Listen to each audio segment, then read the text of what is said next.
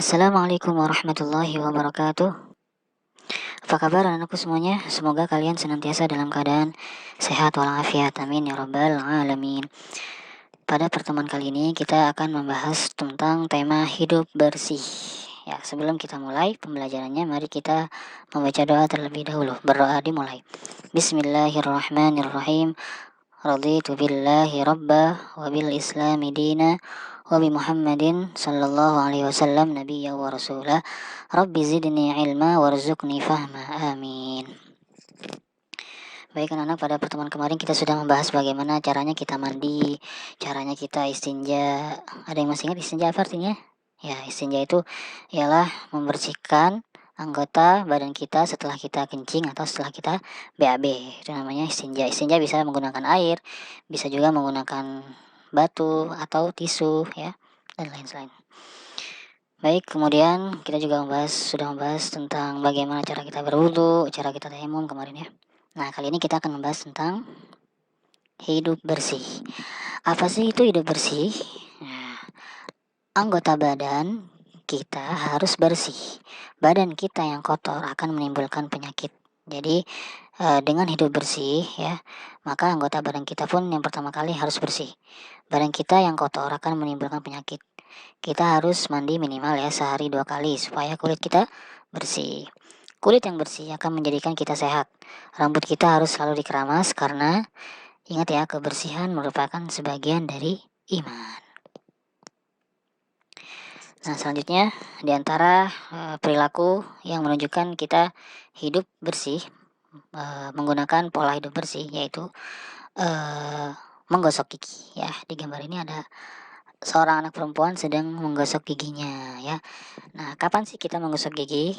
Ya, kita menggosok gigi itu saat kita mandi pagi, artinya kita bangun tidur, terus kita gosok gigi, dan menggosok gigi sebelum kita tidur malam itu kita gosok gigi juga ya.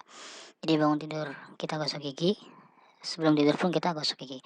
Atau pada keadaan dimana mulut kita sudah bau, mulut kita sudah tidak enak ya, mungkin habis makan makanan yang tidak enak, makan makanan yang baunya menyengat, maka kita juga disunahkan untuk gosok gigi ya. Gosok gigi itu bisa menggunakan pasta gigi dan sikat gigi, bisa juga menggunakan siwak ya, siwak kayu itu, kayu siwak ya. Oke, lanjut. Di antara perilaku kita membiasakan pola hidup bersih yaitu mandi ya. Mandi merupakan ciri bahwa badan kita dipastikan selalu bersih, dipastikan bersih dan dijaga kebersihannya. Jadi mandi itu minimal 2 kali sehari, pagi dan sore ya.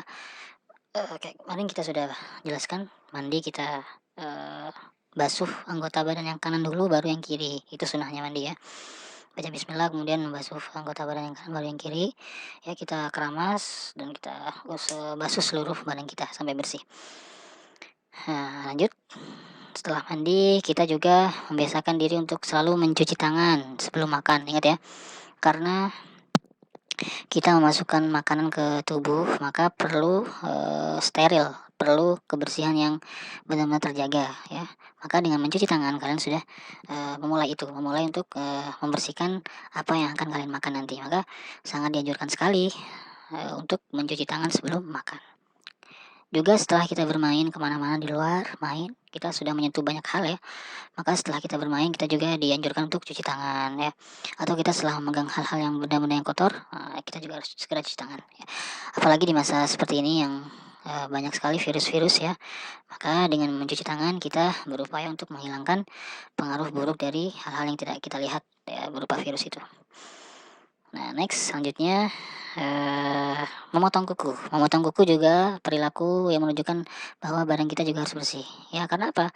Karena kuku yang kukunya panjang itu berpotensi untuk ada kuman-kuman yang bersarang di balik kuku itu. Nah, maka dengan kalian memotong kuku kalian, maka otomatis tidak lagi ada kuman yang bersarang di sana. Jadi sudah pendek ya. Gitu. Maka jangan sampai kalian membiasakan untuk memanjangkan kuku ya. Biasakan untuk dipotong kukunya. Nabi juga sangat menganjurkan itu ya. Nabi menganjurkan untuk memotong kuku di hari Senin, di hari Kamis atau di hari Jumat ya. Jadi kalau kalian memotong kuku bisa di hari Senin, bisa di hari Kamis, dan bisa di hari Jumat. Kalau kalian tidak bisa memotong kuku kalian sendiri, maka boleh juga minta bantuan kepada orang tua kalian di rumah. Selanjutnya, pakaian bersih. Sekarang kita membahas tentang pakaian bersih. Setelah kita membahas tentang badan yang bersih, sekarang kita juga harus membahas pakaian yang bersih. Nah, agar pakaian kalian bersih, maka lakukan kegiatan seperti ini, yaitu apa? Mencuci, ya, mencuci pakaian. Apakah ada yang sudah pernah mencuci pakaian di rumah? Nah, kalau yang belum, mungkin mesti dibantu sama orang tuanya ya. Nah, kalau yang sudah belajar nanti sudah dewasa, maka kalian bisa mencuci pakaian kotor kalian sendiri, kemudian dijemur ya sampai kering, ya, sehingga seluruh kuman-kuman dan bakteri-bakteri yang bersarang di pakaian kalian itu benar-benar hilang ya karena terkena sinar matahari. Selanjutnya, setelah pakaian kita dipastikan bersih, ya, nah, langkah selanjutnya itu kita memastikan bahwa tempat kita, lingkungan yang biasa kita tempati harus juga bersih. Nah, di antara perilaku yang menunjukkan untuk upaya membersihkan lingkungan yang kita tempati yaitu membuang sampah pada tempatnya dan membersihkan sampah-sampah yang ada. Ya, contohnya seperti ini, seorang anak muslimah di sini anak kecil sedang menyapu ya, bawa sapu dan serokan. Biasa kan di rumah kalian tuh ya, kalau ada sampah, ada hal-hal yang kotor, kalian sapu sendiri dan kalian buang ya, buang ke tempat sampah. Biasakan dari kecil, dari saat ini kalian membiasakan diri untuk berperilaku bersih. Ada yang hal-hal kotor, segera kalian bersihkan. Selanjutnya, kalau kalian dekat dengan tempat ibadah seperti masjid atau musola, ketika kalian melihat tempat musola, tempat ibadah kalian itu kotor, maka segera kalian bersihkan juga ya, karena masjid merupakan tempat yang sering kita kunjungi ya, karena dalam sehari minimal 5 kali kita mengunjungi masjid ya. Maka secara bersama-sama untuk bersama teman-teman kalian bersihkan tempat sholat kalian ya, lingkungan masjid kalian pastikan untuk bersih, karena itu merupakan ciri dari anak muslim yang soleh.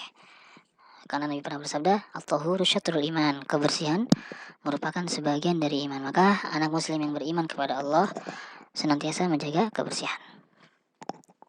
Nah, dengan itu semua kita dianjurkan untuk senantiasa membiasakan hidup bersih.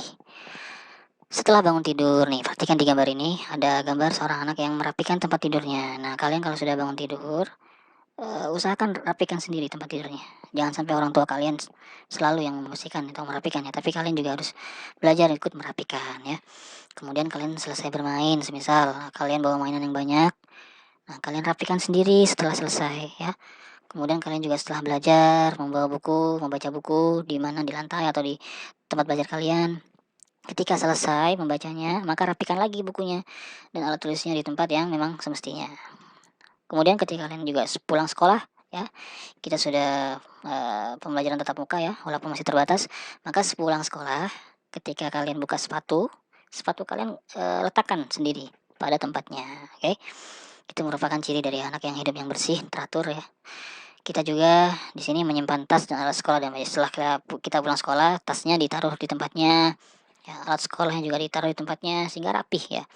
Karena Allah Subhanahu wa taala mencintai hamba-hambanya yang bersih dan suci. Tadi kita sudah bahas apa? Kebersihan sebagian dari iman. At-tahuru syatrul iman. Kebersihan sebagian dari iman. Kemudian kebersihan juga merupakan bersih pangkal sehat. Jadi kalau kalian bersih, maka insya Allah kalian badannya juga senantiasa sehat. Nah, setelah kita belajar itu semua, maka sikap kalian yaitu tanamkan dalam hati kalian, aku akan rajin membersihkan badan dan pakaian serta lingkungan sekitarku ya. Jadi kalian sikapnya dan tekad kalian harus kuatkan dalam hati bahwa aku akan menjaga kebersihan badanku sendiri, pakaianku sendiri, dan lingkungan yang aku tempati. Nah, sebelum kita akhiri, mari kita bernyanyi ya. Sini ada lagu kebersihan, judulnya kebersihan bagian dari iman, menggunakan nada lagu pelangi. Pelangi, pelangi, alangkah indahmu, merah kuning hijau di langit yang biru, pelukismu agung siapa gerangan, pelangi, pelangi ciptaan Allah. Itu ya, itu pelangi. Sekarang kita aplikasikan ke lagu ini dengan nada yang sama. Bersih itu indah, bersih itu sehat, Allah maha suci, mencintai yang suci, Allah maha bersih, mencintai yang bersih. Kebersihan itu bagian dari iman. Ya, oke, itu ya. Kita ulangi sekali lagi. Bersih itu indah, bersih itu sehat. Allah Maha Suci, mencintai yang suci. Allah Maha Bersih, mencintai yang bersih. Kebersihan itu bagian dari iman. Nah, anak, jadi kesimpulannya kalian harus senantiasa membiasakan diri untuk hidup bersih, baik badan, pakaian maupun tempat tinggal kalian. Oke. Jadi kesimpulannya, bersuci artinya membersihkan badan dari benda yang kotor dan najis. Bersuci juga disebut toharah. Kotoran hewan dan manusia termasuk najis. Kita sudah bahas kemarin ya. Alat utama untuk bersuci adalah air. Jadi kalau tidak ada air, maka kita boleh menggunakan batu tadi kan, atau tanah, atau tisu ya. Jenis air yang dapat kita gunakan untuk bersuci ada air hujan, air sumur, air laut, air sungai, dan mata air. Bersuci dapat dilakukan dengan mandi. Kita sudah bahas mandi, cara mandi, istinja, yaitu cebok ya, setelah kita kencing atau BAB, wudhu, dan tayamum ya. Itu semua kesimpulan dari dua pembahasan yang sudah kita bahas pada pertemuan kemarin dan hari ini. Alhamdulillahirrabbilalamin. Semoga kalian menangkap ya apa yang Bapak sampaikan pada pembahasan kali ini. Pada halaman 57 di buku paket kalian itu ada ayo berlatih. Nanti kalian bisa beri centang atau silang. Dan nanti juga ada soal-soal latihan yang bisa kalian kerjakan secara online, yaitu melalui link quizzes ya. Nanti kalian kerjakan sendiri ya di rumah. Kita akhiri dengan baca doa kafatul majlis. Subhanakallahumma wa bihamdik asyhadu an la ilaha illa anta astaghfiruka wa atubu ilaik. Wassalamualaikum warahmatullahi wabarakatuh.